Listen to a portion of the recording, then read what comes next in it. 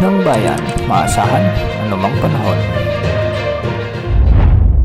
Magandang araw po sa ating lahat. Ngayon ay araw ng Martes, August 26, 2025 at narito na ang pinakahuling update sa magiging lagay ng ating panahon ngayong araw at sa mga susunod na mga araw. Patuloy nating minomonitor ang low pressure area na ngayon ay nagdadala na ng maulap na kalangitan na may mga kalat-kalat na pag-ulan sa ilang bahagi ng ating bansa. Huling namataan ang sentro ng low pressure area na ito sa coastal waters ng Kapalonga sa may Camarines Norte. Nasa pagitan na ito ng Quezon Province at Camarines Norte at sa mga susunod na oras ay tatawirin na nito ang kalupaan ng Northern or di kaya naman ay Central Luzon. Dahil dito naapektuhan na ng kaulapan ng LPA ang malaking bahagi ng Metro Manila, Cagayan Valley, Cordillera Administrative Region, Central Luzon, Calabarzon, Bicol Region kasama na ang Eastern Visayas. Kaya magiging maulap o makulimlim ang mga kalangitan na may mga kalat-kalat na pag-ulan at minsan ay thunderstorms. Kaya posible ang banta ng mga biglang pagbaha o pagguho ng lupa lalo na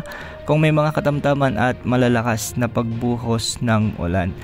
Mababa pa rin ang tsansa nito lumakas bilang bagyo sa susunod na 24 oras, ngunit pagkalampas nito sa kalupaan ng Luzon at kapag nasa West Philippine Sea na ito ay inaasahang o may tsansa na ito lumakas bilang bagyo. Kung sakaling nasa loob pa ito ng ating area of responsibility at naging ganap na bagyo ay papangalanan itong bagyong Jacinto.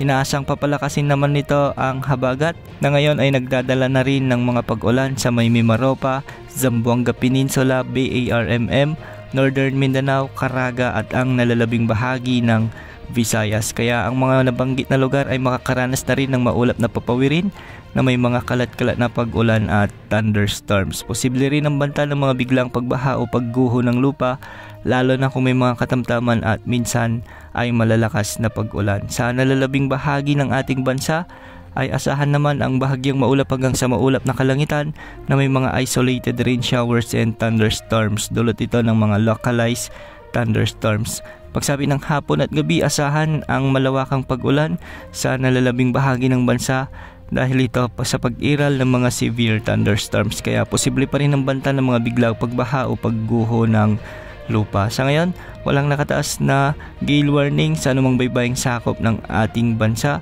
at ang mga pag-alon mula Northern Luzon hanggang sa Mindanao ay posibleng umabot hanggang 1.8 meters. Ngayong araw may nakataas na weather advisory.